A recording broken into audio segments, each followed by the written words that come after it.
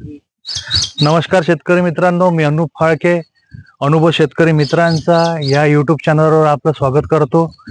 उद्देश आमचा एकच, अनुभव शेतकऱ्यांची आपल्यापर्यंत पोहोचवणे आणि आपल्या शेतकऱ्यांना समृद्ध करणे। मार्केटमधून आपण हजारो रुपयांचे महाग फर्टिलायझर किंवा टॉनिक विकत आणतो, पण जसा हवा आपल्याला तसा रिझल्ट मिळत नाही। तर आज आपण घरच्या वस्तूंनी कमी पैशात, अगदी कमी पैशात, झिरो बजेटमध्ये कसं टॉनिक, ऑर्गॅनिक खत तयार करायचं हे बघूया।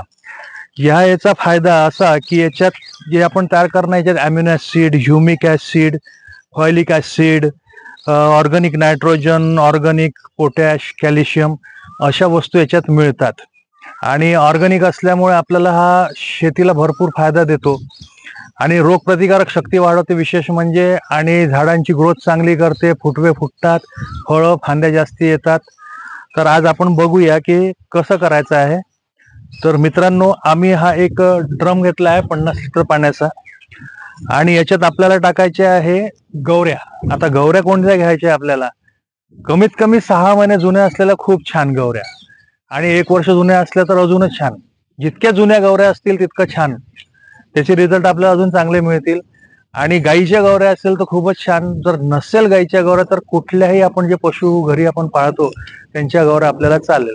तर आपल्याला याचं गवऱ्यांचं प्रमाण कसं घ्यायचं आहे, तर आपल्याला 5 लिटर पाण्यात 1 किलो गवरी अशी घ्यायची आहे। तर आमच्याकडे गवऱ्या आहेत, तर गवऱ्या आता साधारण मोठ्याच आहे अशा।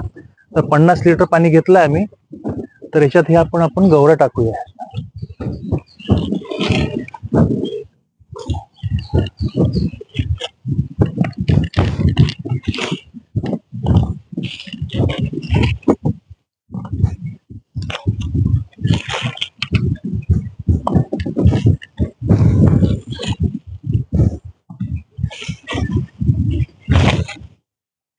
साधारण अर्धा किलोची गौरी असल्यामुळे आम्ही याच्यात 10 गवऱ्या टाकल्या आहे। याच्यात दाखवा थोडं।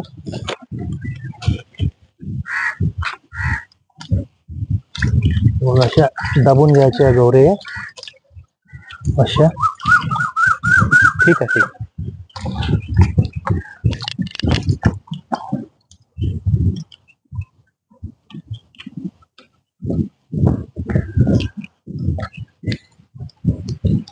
आता गवऱ्यांचा फायदा काय? आता गवऱ्यांमध्ये एक ह्युमिक ऍसिड, अमिनो ऍसिड या प्रकारचे तत्व असतात, आणि ह्युमिक ऍसिड रूट डेव्हलप करायसाठी, व्हाईट रूट डेव्हलप करायसाठी वगैरे प्लांटला आपल्याला फायदा देते, आणि ग्रोथ वाढवते प्लांटची।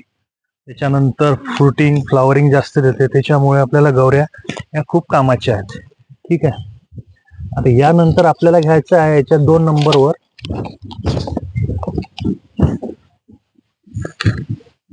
दही घ्यायचं आहे आपल्याला 50 लिटर पाण्यात अर्धा लिटर।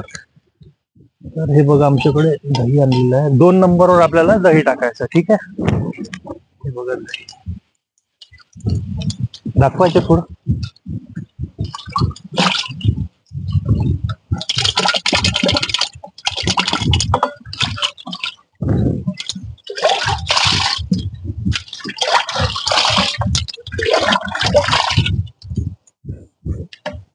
ठीक आहे। त्यात आपल्याला दही घ्यायचं आहे। दह्याचे फायदे म्हणजे असे आहे की दह्यात protein, lactic acid, anti fungal, त्यामुळे फंगस कंट्रोल करतो, सोबत प्रोटीन, कार्बोहायड्रेट आणि खनिज, विटॅमिन असतात। तर पुष्कळ पोषक तत्वाची ही पूर्ती करते दही आपल्याला, त्याच्यामुळे दही हे अति आवश्यक आहे, बरोबर। त्यानंतर आपल्याला याच्यात टाकायचं आहे 50 लिटर पाण्यात अर्धा किलो बेसन। ठीक आहे।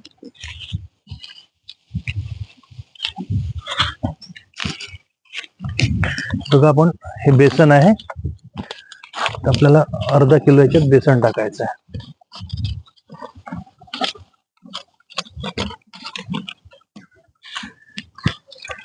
छान असं दाबून घ्यायचं, असं मिसळलं जाईल आरामात।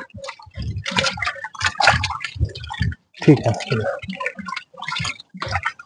आता बेसनाचे फायदे काय आपण जाणून घेतले पाहिजे। आपण का बरं टाकून राहिलो याच्या आतमध्ये, बेसन वगैरे का घालून राहिलो, दही का घालून राहिलो? दह्याचे सांगितले मी, गवऱ्यांचं सांगितलं, बेसन का घालतोय आपण? बेसनाचे फायदे, बेसनात सुद्धा कॅल्शियम, आयरन, फॉस्फरस कॉपर सारखे पोषक तत्वाची पूर्ती करते. त्याच्यामुळे आपल्याला बेसन याच्यात घालणे अति आवश्यक आहे. आणि 4 नंबरवर आपल्याला टाकायचं याच्या आतमध्ये गुळ. 50 लिटर मध्ये अर्धा किलो गुळ आपल्याला वापरायचा आहे. तर हा गुळ आम्ही कालच आणलेला आहे आणि लिक्विड गुळ आम्हाला मिळालेला नाही आहे. लिक्विड गुळ कसा असतो की स्वस्त असतो एकदम.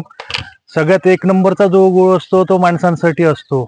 2 नंबरचा गुळ आपण जनावरांसाठी वापरतो आणि एकदम वेस्टेज जो गुळ असतो 3 नंबरचा लिक्विड गुळ असतो काळा गुळ, तो आपण शेतीसाठी वापरला चालेल. आता आम्हाला गुळ मिळालेला नाही आहे लिक्विड, म्हणून काल आता हे तुम्हाला व्हिडिओ करायसाठी, तुम्ही असाही गुळ घातला तरी चालेल, पण आम्ही व्हिडिओ करायसाठी म्हणून गुळ काल भिजू घातलेला होता, म्हणजे जेणेकरून याचं थोडं पाणी होईल.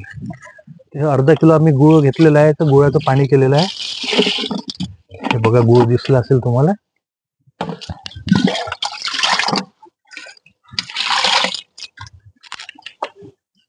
ठीक आहे.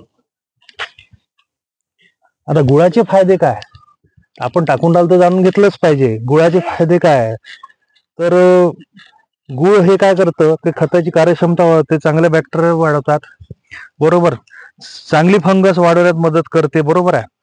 आणि गुळ वापरायचा आपल्याला तर हा उन्हाळ्यात आहे, म्हणून आपल्याला 50 लिटर पाण्यात फक्त अर्धा किलो वापरायचा आहे गुळ. आणि हिवाळा जर असला, थंड वातावरण, तर तुम्ही 1 किलो वापरला तरी चालेल. ठीक आहे. आपलं हे औषध बनून तयार आहे. हे जे टॉनिक आहे आपलं, हे बनून आपलं तयार आहे. फक्त याची काळजी इतकीच घ्यायची आहे.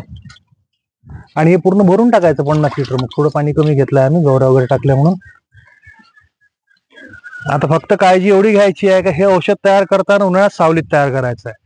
जेव्हा ऊन नसतं तेव्हा बाहेर पण तयार केलं तर चालेल, पण उन्हाळ्याच्या दिवसात नक्की आपल्याला हे सावलीत तयार करायचं आहे. ठीक आहे.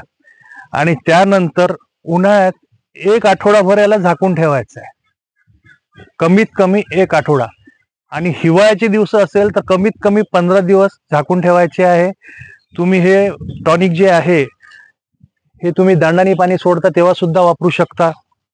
त्याच्यानंतर ड्रीप मधून पण वापरू शकता किंवा ड्रिंचिंग मधून पण वापरू शकता. एका एकराला लहान झाडं असतील तर 50 लिटर पाणी भरपूर आहे, आणि मोठे झाडं असतील तर तुम्ही 100 ते 200 लिटर पाण्यात त्याप्रमाणे सांगितलेल्या प्रमाणे तुम्ही टॉनिक तयार करून झाडांना देऊ शकता. एक वेळा वापरून बघा, खूप चांगला रिझल्ट मिळेल तुम्हाला.